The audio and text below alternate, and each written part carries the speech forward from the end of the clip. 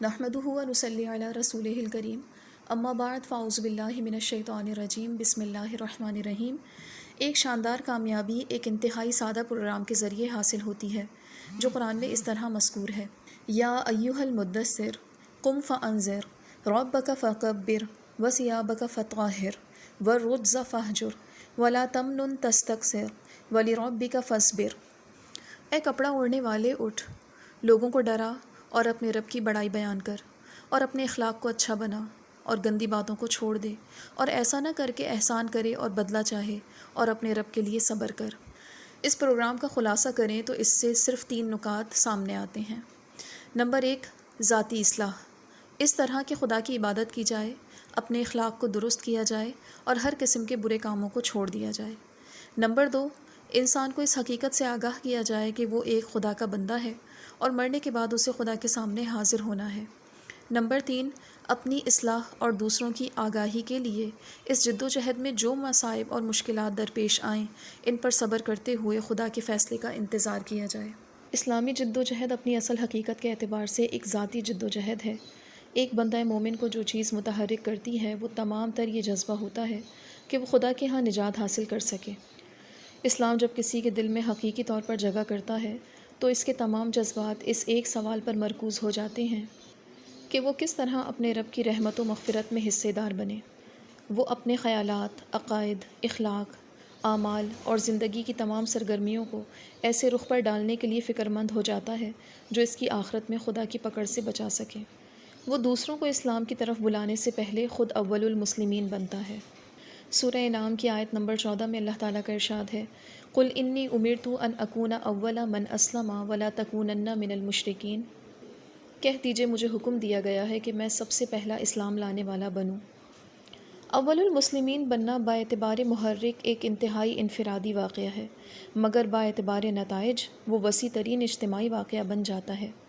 یہ گویا اپنے اندر آتش فشاں کی تعمیر کرتا ہے جو بظاہر نگاہوں سے اوجھل ہوتا ہے، مگر جب پھٹتا ہے تو سارے ماحول بلکہ سارے عالم کو اپنی لپیٹ میں لے لیتا ہے۔ قرآن کریم کے نزول کی یہ ترتیب کہ ابتدائی عرصے تک وہ صورتیں نازل ہوتی رہیں جن میں اندرونی اصلاح پر زور دیا گیا تھا، بیرونی اصلاح سے متعلق احکام بعد میں نازل ہوئے۔ اس کی توجیہ کرتے ہوئے محمد مارکر ڈیوک نے اپنے ترجمہ قرآن کے دیباچے میں لکھا کہ اس کے اندر ایک گہری معنویت ہے، اور وہ یہ کہ پیغمبر کا الہام اندرونی چیزوں سے شروع ہو کر بیرونی چیزوں کی طرف آتا ہے۔ اکثر لوگ عمل کا مطلب یہ سمجھتے ہیں کہ خارجی دنیا کے خلاف یورش شروع کر دی جائے، مگر زیادہ گہرا عمل یہ ہے کہ خود اپنے اندر کو اتنا طاقتور بنایا جائے کہ جب وہ پھٹے تو کوئی چیز اس کی زد سے محفوظ نہ رہ سکے۔ اپنے اندرون کو طاقتور بنانے سے مراد کوئی روحانی ورزش یا عملیات نہیں ہے، بلکہ وہی چیز ہے جس کو قرآن میں ایمان اور اعمال، عمل صالح اور صبر کہا گیا ہے۔ اپنی روح اور اپنے قلب و دماغ کی گہرائیوں میں خدائی حقیقتوں کو اتارنا، اپنے آپ کو حسیاتی طور پر زیادہ سے زیادہ عالم بالا سے جوڑنا، اپنے آپ کو مکمل طور پر اس قالب میں ڈھال لینا کہ میرا کسی کے اوپر کوئی حق نہیں، میری اس دنیا میں صرف ذمہ داریاں ہی ذمہ داریاں ہیں۔ راہ خدا میں جو کچھ پیش آئے اس کو خاموشی سے اپنے اوپر لیتے رہنا، بجائے اس کے کہ اس کو دوسروں کے اوپر لوٹانے کی کوشش کی جائے۔ بس یہی وہ چیزیں ہیں جن کا نام اپنے اندرون کو طاقتور بنانا ہے۔ نبی کریم صلی اللہ علیہ وآلہ وسلم ان چیزوں کا انتہائی مکمل نمونہ بن گئے۔ یہی وجہ ہے کہ آپ کی شخصیت اتنی بے پناہ ہو گئی کہ جو آپ کی زد میں آیا مسخر ہو کر رہ گیا۔ آپ کا یہ اندرونی طوفان جب پھٹا تو وہ اتنا بے پناہ ثابت ہوا کہ تقریباً ساری آباد دنیا نے اس کے اثرات محسوس کیے۔ اندرونی طاقت دراصل اس بات کا نام ہے کہ آدمی اپنے آپ کو نفسانی عواطف سے آزاد کر کے اس بلند تر ذہنی سطح پر پہنچا دے جہاں اس کے فیصلوں میں دوسرے اعتبارات کی کار فرمائی ختم ہو جائے، اور حدیث کے الفاظ کے مطابق وہ ارین الاشیاء کما ہی کا مقام حاصل کر لے۔ یعنی رسول اللہ نے دعا کی: اے اللہ، مجھے چیزوں کو اس طرح دکھا جیسا کہ ان کی حقیقت ہے۔ ضد، غصہ، طمع، نفرت، جاہ طلبی، ذاتی مفاد اور ہر قسم کے دوسرے میلانات کا حالہ اس کے گرد اس کے رائے اور اقدامات کو متاثر کرنے کے لیے باقی نہ رہے۔ ایسا شخص بے پناہ قوت تسخیر کا حامل ہو جاتا ہے، وہ ہر جانچ میں پورا اترتا ہے، اس کے اقدامات ہر مقابلے میں اپنا لوہا منواتے ہیں، اس کے فیصلوں میں مسئلے کے تمام متوقع اور غیر متوقع پہلوؤں کی رعایت شامل ہوتی ہے۔ مخالفتیں اس کی صداقت اور صلاحیت کو اور زیادہ نکھارنے والی بن جاتی ہیں۔ فتح مکہ کے فوراً بعد پیش آنے والی ایک صورتحال جس نے بیک وقت کئی مسئلے پیدا کر دیے، مگر پیغمبر اسلام کی بہادری، آپ کی اندرونی طاقت ہر ایک کو حل کرتی چلی گئی۔ اس اندرونی طاقت کا اظہار کہیں عفو کی صورت میں ہوا، کہیں عالی حوصلہ اور اعتماد علی اللہ کی صورت میں، کہیں آپ اس کے لیے کامیاب رہے کہ آپ کو وہ نگاہ حاصل ہو گئی تھی جو ہمیشہ مستقبل کو دیکھتی تھی، کہیں آپ کے رویے نے یہ ثابت کیا کہ جو اپنے آپ کو بے غرض بنا لے وہ اتنا بے پناہ ہو جاتا ہے کہ پھر اس کی کوئی زیر نہیں کر سکتا۔ ہجرت کے 9ویں سال اہل طائف کا وفد جب مدینہ حاضر ہوا تو انہوں نے اسلام قبول کرنے کی پیشکش کی، مگر اس کے ساتھ اپنے لیے عجیب عجیب شرطیں بھی تجویز کی کہ ان کی سرزمین کو فوجی گزرگاہ نہ بنایا جائے، وہ عشر نہ دیں گے، جہاد میں شرکت نہ کریں گے، نماز نہ پڑھیں گے، ان کے اوپر ان کے علاوہ کسی کو حاکم نہ بنایا جائے۔ رسول اللہ نے فرمایا، تمہاری سب شرطیں منظور ہیں، مگر اس دین میں کوئی بھلائی نہیں جس میں رکو نہ ہو۔ آپ صلی اللہ علیہ وآلہ وسلم کے اصحاب کو ان تحفظات کے ساتھ کسی کو مسلمان کرنا عجیب معلوم ہوا، مگر رسول اللہ کی نظریں دور تر مستقبل کو دیکھ رہی تھیں۔ آپ نے یہ کہہ کر انہیں مطمئن کر دیا، جب یہ لوگ اسلام میں داخل ہو جائیں گے تو اس کے بعد صدقہ بھی دیں گے اور جہاد بھی کریں گے۔ حضرت انس بیان کرتے ہیں، رسول اللہ سے جب بھی قبول اسلام کے لیے کسی چیز کا سوال کیا گیا، آپ نے ضرور اسے وہ چیز دی۔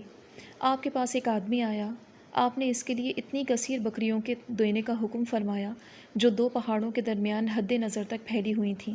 وہ آدمی اپنی قوم کی طرف واپس گیا اور کہا، اے میری قوم، تم لوگ اسلام قبول کر لو، کیونکہ محمد صلی اللہ علیہ وآلہ وسلم اتنا زیادہ دیتے ہیں کہ انہیں محتاجی کا اندیشہ نہیں۔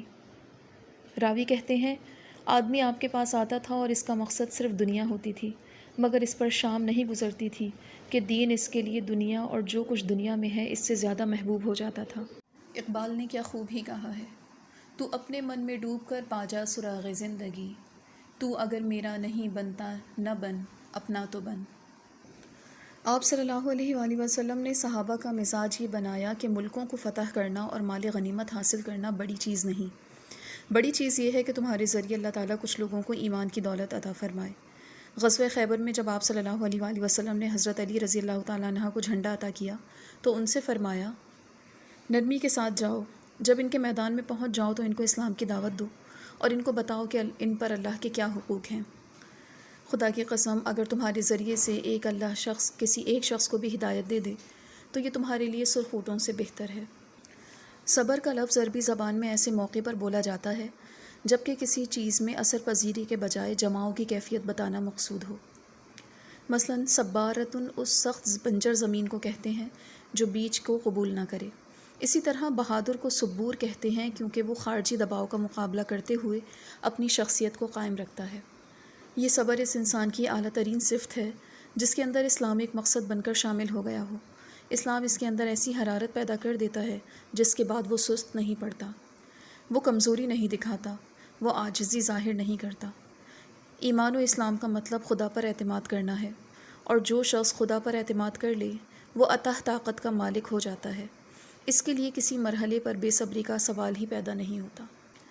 صبر بظاہر ایک سلبی چیز معلوم ہوتی ہے، مگر اپنے نتائج کے اعتبار سے وہ ایک اعلیٰ ترین ایجابی عمل ہے جس میں آدمی اپنے حریف کے مقابلے میں فوری جوابی کارروائی کرنے کے بجائے دور تر عوامل پر اعتماد کرتا ہے۔ جب آپ کسی ظلم یا اشتعال انگیزی کے جواب میں فوری اقدام کرتے ہیں تو اس وقت آپ کی کارروائی ایک متاثر ذہن سے نکلی ہوئی کارروائی ہوتی ہے۔ اس کا نقشہ آدمی کے ابلتے ہوئے جذبات کے زور پر بنتا ہے، بجائے اس کے کہ خارجی حقائق و امکانات کا بے لاگ جائزہ لے کر اس کے مطابق گہری منصوبہ بندی کی جائے، جس کا دوسرا نام صبر ہے۔ صبر کا مطلب یہ بھی ہے کہ فریق ثانی کو فوری طور پر خود جواب دینے کے بجائے خدا کے ابدی قوانین کو اس کے خلاف کار فرما ہونے کا موقع دیا جائے۔ جب آدمی بے صبری کے ساتھ حریف کا مقابلے میں دوڑ پڑتا ہے تو اس وقت اس کے رہنما سفلی جذبات اور سطحی محرکات ہوتے ہیں۔ وہ لازماً ایسی غلطیاں کرتا ہے جس سے اس کا مقدمہ کمزور ہو جائے۔ اس کے برعکس جب آدمی صبر سے کام لیتا ہے تو اس وقت اس کے اندر کی وہ ربانی قوت اپنا عمل کرنے کے لیے بیدار ہو جاتی ہے جس کو عقل کہتے ہیں۔ انسان کی عقل ایک حیرت انگیز قوت ہے، وہ دیوار کے اس پار دیکھتی ہے اور مستقبل میں جھانک کر اس میں چھپے ہوئے حقائق کو معلوم کر لیتی ہے، جن کے ہاتھ آ جانے کے بعد حریف کے تمام اطراف و جوانب اس طرح قابو میں آ جاتے ہیں جیسے کوئی شکار کسی مضبوط جھال میں پھنس جائے، اور اس کے بعد اس کی ہر حرکت اس کے اوپر شکاری کی گرفت کو مضبوط کرنے والی ثابت ہو۔ ہجرت کا واقعہ اسی قسم کی ایک مثال ہے۔ جب قریش نے فیصلہ کیا کہ رسول اللہ کو قتل کر دیں تو ایک صورت یہ تھی کہ آپ ان کے تلوار کے سامنے کھڑے ہو جاتے۔ اس کے برعکس آپ صلی اللہ علیہ وآلہ وسلم نے ٹھنڈے دماغ سے سوچ کر یہ فیصلہ کیا کہ مکہ چھوڑ کر مدینہ چلے جائیں، دوسرے لفظوں میں اپنے مقام عمل کو تبدیل کر لیں۔ سیدہ عائشہ بتاتی ہیں کہ ہجرت سے پہلے آپ روزانہ میرے والد ابو بکر رضی اللہ تعالیٰ عنہ کے مکان پر آتے اور آئندہ اقدام کے بارے میں مشورہ کرتے۔ 6 مہینے تک نہایت رازداری کے ساتھ ساری تیاریاں مکمل کی گئیں۔ اس کے بعد ایک سوچے سمجھے منصوبے کے تحت آپ ایک معتمد رہنما کو لے کر مدینہ کے لیے روانہ ہو گئے۔ ایک پرجوش قائد جو حریف سے لڑ کر شہادت کی یادگار قائم کرنے کو سب سے بڑا کمال سمجھتا ہے، اس کے نقطۂ نظر سے دیکھیے تو ہجرت ایک قسم کا فرار معلوم ہوگی، مگر نتائج کے اعتبار سے دیکھیے تو یہ واحد عظیم واقعہ ہے جس نے اسلامی تاریخ کا رخ موڑ دیا۔ اسی طرح صبر کا مطلب یہ ہے کہ آدمی اپنے اقدام سے رک کر فطرت کو کام کرنے کا موقع دے۔ انسانی فطرت ایک دائمی حقیقت ہے، اور اگر خارجی پردے ہٹا دیے جائیں تو وہ انسانی زندگی میں انتہائی فیصلہ کن کردار ادا کرتی ہے۔ فطرت کے اندر ہمیشہ اس آدمی کے لیے نرم گوشہ ہوتا ہے جو گالی کے جواب میں چپ رہ گیا۔ فطرت اپنی اندرونی آواز کے تحت مجبور ہے کہ ظالم کے بجائے مظلوم کو حق پر سمجھے۔ فطرت کی دنیا میں محرومیوں سے استحقاق پیدا ہوتا ہے اور ضبط و استقامت سے اس کے برسر حق ہونا ثابت ہوتا ہے۔ اس کی ایک مثال پیغمبر اسلام اور آپ کے خاندان کا ایک مقاطعہ ہے جو نبوت کے 7ویں سال پیش آیا اور جس کے نتیجے میں ابو لہب کو چھوڑ کر سارے بنو ہاشم ایک پہاڑی درہ شب ابی طالب میں محصور ہو گئے۔ ایک مقصد کی خاطر نہایت خاموشی کے ساتھ بدترین ظلم سہتے رہنا فطرت انسانی میں اپنی بازگشت پیدا کیے بغیر نہیں رہ سکتا۔ چنانچہ 3 سال گزر گئے تھے۔ خود دشمنوں کے اندر ابو البختری، ہشام بن عمر، زبیر بن امیہ، زمع بن اسود اور مطعم بن عدی جیسے متعدد لوگ پیدا ہو گئے۔ انہوں نے قریش کے لیڈروں سے لڑ کر معاہدے کو چاک کیا اور بنو ہاشم کو اس ظالمانہ مقاطعے سے نجات مل گئی۔ صبر کا اہم ترین پہلو یہ ہے کہ اس سے نصرت الہی کا استحقاق پیدا ہوتا ہے۔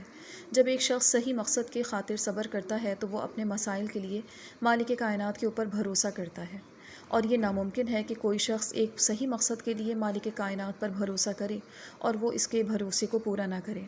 اس نصرت کے بے شمار طریقے ہیں، کوئی شخص نہ ان کو جان سکتا اور نہ ان کا احاطہ کر سکتا ہے۔ تاہم اسلام اور غیر اسلام کے مقابلے میں آنے والی ایک خاص نصرت یہ تھی کہ مادی حالات میں موافق کمی بیشی پیدا کر دی جائے اور اہل ایمان کے دل میں اعتماد کی کیفیت ڈال دی جائے اور مخالفین کے دل میں رعب ڈال دیا جائے۔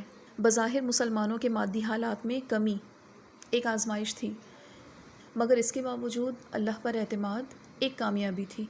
سورہ احزاب کی آیت نمبر 9 میں اللہ تعالیٰ نے فرمایا، اے ایمان والو، اللہ کا انعام اپنے اوپر یاد کرو جب تم پر فوجیں چڑھائیں اور ہم نے ان پر بھیجی آندھی اور ایسا لشکر جس کو تم نے نہیں دیکھا تھا۔ اس آیت میں اللہ تعالیٰ نے اہل ایمان کی مدد پر 2 چیزیں بھیجی تھیں، ہوا اور فرشتوں کی فوج۔